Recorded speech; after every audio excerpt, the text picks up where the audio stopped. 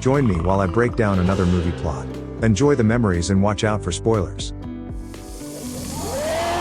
The film opens straight into a war zone in downtown Los Angeles, where the police are quickly losing ground to the Colombian gang and their boss El Scorpio. Two officers lay dying in the middle of the road while any attempt to rescue them is met by Scorpio's grenade launcher. Speeding onto the scene is an 18-year veteran of the force, Mike Harrigan. Danny tells him there are still 10 left alive while Leona says they're keeping them from trying to get inside their headquarters. Harrigan takes a shotgun in his car and drives directly to the front line to use as a barricade. The others use the opportunity to drag the wounded officers away, but Scorpio and 4 of his men make it into their stronghold as Leona kills one. Harrigan flanks the remaining 4 outside and uses a car door for cover while killing the whole bunch. Inside, the Scorpions begin exchanging their weapons for higher calibers and putting on body armor for a final showdown. As soon as Scorpio applies his war paint, the skylight shatters above them and the whole armory explodes. Harrigan and the police enter the building as Scorpio comes bursting out of the armory, shooting wildly and hitting an officer.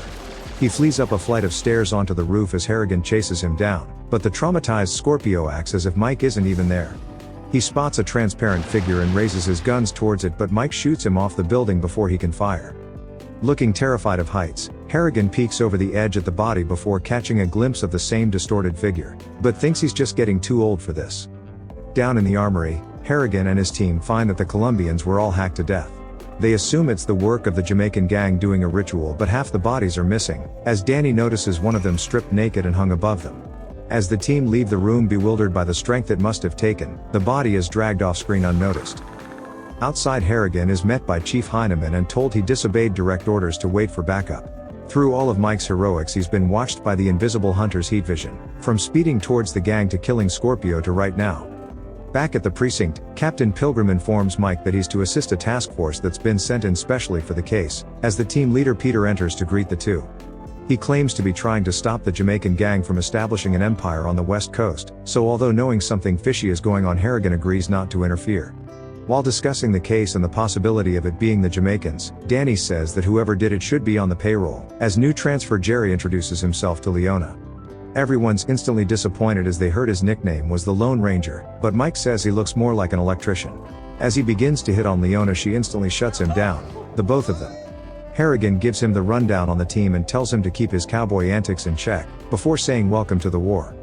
That night in a high-rise luxury apartment, the Jamaican Voodoo posse kick the door down and string a man up by his feet.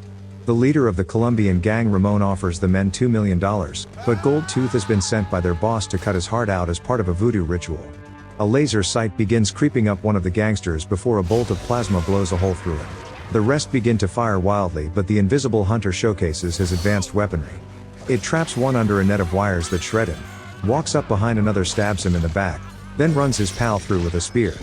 While ignoring the unarmed woman, the hunter reveals his alien form before launching his gauntlet blades into Gold Tooth. Later that night, Harrigan and his crew get to the apartment and enter against the captain's orders. They find the entire Jamaican posse strung up from the ceiling, skinned, while the Colombian corpse remains untouched. Roman's girlfriend's still alive, claiming that the devil came for them, so they assume a third gang's in town.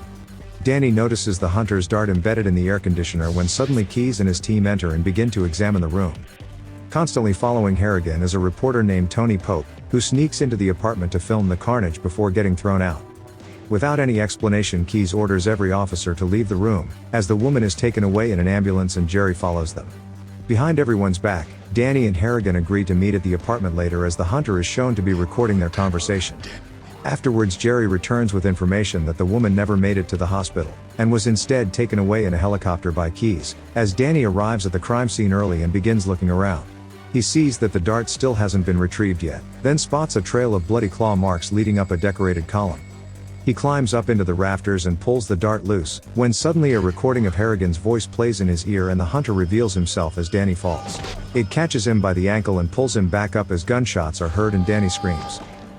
Harrigan gets reprimanded for Danny's death and almost charged with murder, but 10 commendations for valor keep that from happening. He leaves the meeting angrier than ever and confronts Keys in the lobby, telling him that now it's personal and he's going to find his friend of 15 years killer himself. As Tony is broadcasting news of Danny's death and footage of the skinned gangsters to the city, Leona and Jerry agree to help Mike off the record. Jerry says that Keys and his men have been setting up strange sensors around town, while Harrigan decides it's finally time to organize a meeting with the Jamaican crime boss. At the police forensics lab, Dr. Edwards says that Danny's heart was cleaved in two and he was boned like a fish. She examines the hunter's dart to find that the metal isn't found on the periodic table and is most likely alien. Outside the station, Harrigan is picked up by the Jamaicans to meet with their boss, as the hunter is shown still stalking them from above. He's taken to a dark alley where he meets with the Voodoo priest and the Prince of Powder King Willie. Willie says he doesn't know who the killer is, then casts his bones and begins talking about the hunter like he is a demon from the underworld, leaving Mike without any answers. Later, when Willie picks up his chicken knuckles, the hunter drops down into a puddle and begins walking towards him. The water causes its cloaking device to falter briefly as the two come face to face for a bladed showdown, but Willie is instantly decapitated. The victorious hunter cleans the tissue off the skull, polishes it, then mounts it on his mantelpiece along with his other trophies.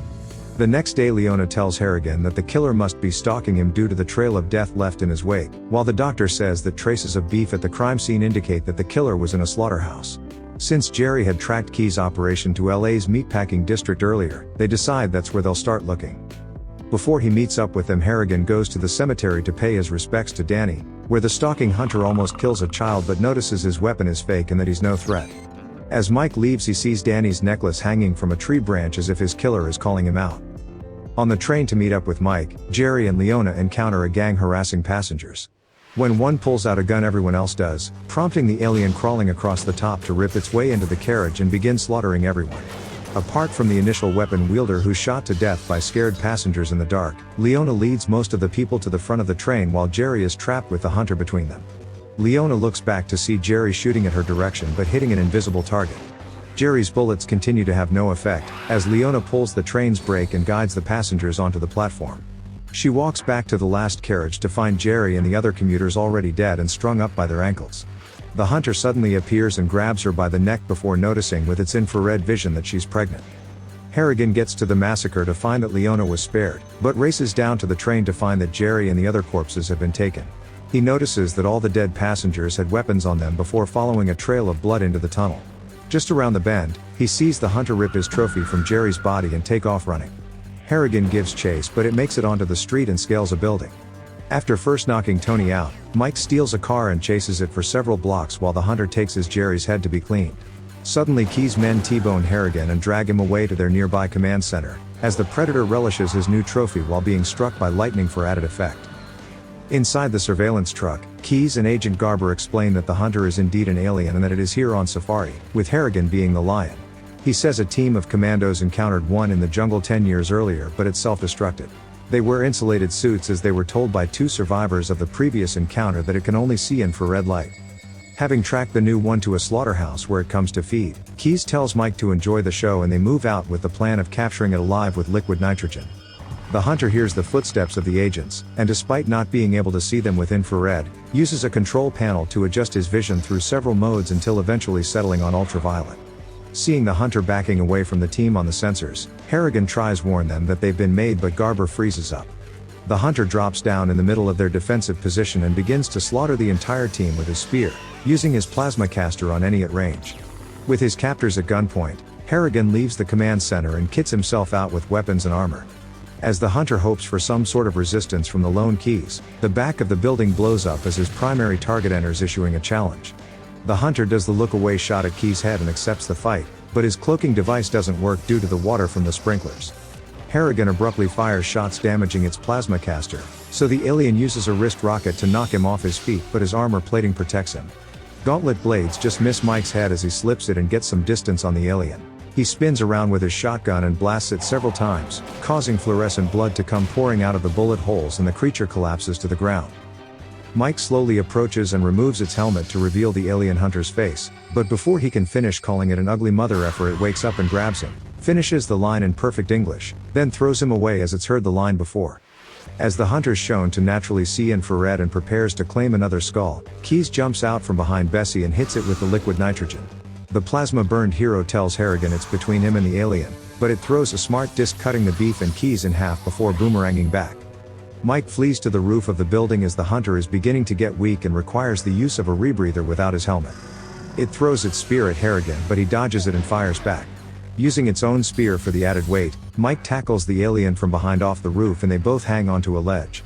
Quoting Goldtooth from earlier, the hunter says that shit happens before activating his self-destruct. Just before the countdown reaches the lowest number of whatevers, Mike grabs the smart disc and uses it to separate the timer from the alien, sending it sliding down the building and crashing into someone's bathroom across the alley. The bomb deactivates as a woozy Mike claims the disc as his own, and begins to make his way across the terrifying gap between buildings. Using silicon from the mirror and limestone from the tiles, the hunter mixes them with a foreign liquid from his elaborate first aid kit to make a solution. He applies it to his stump in excruciating fashion to cauterize the wound, as Mike accidentally drops his gun and watches on through the hole. The hunter treats the other wounds before injecting himself with a stimulant, then smashes his way out of some poor lady's apartment. Harrigan follows it through the building and down an elevator shaft in one final act of overcoming his fear of heights, but he falls through a hole at the bottom into an abandoned tunnel, where the hunter's spacecraft remains still in park. After walking through its entryway, he finds a trophy cabinet containing different skulls from across the galaxy, including the less sought after than his own King Willie's. Suddenly the net traps Harrigan to the wall, but the disc that's already in his hand slices through it before it cuts him.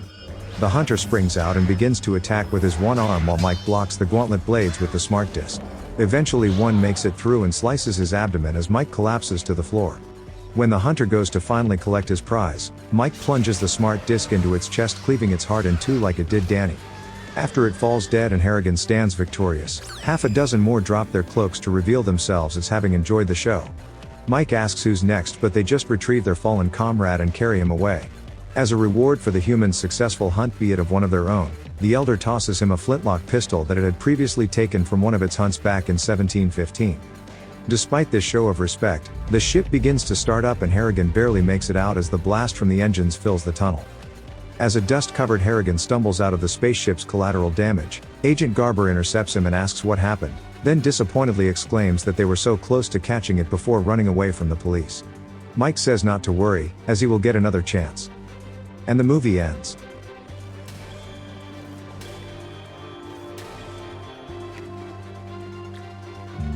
So you made it. I appreciate your time. I couldn't have done it without you. Tell your mother I said thanks.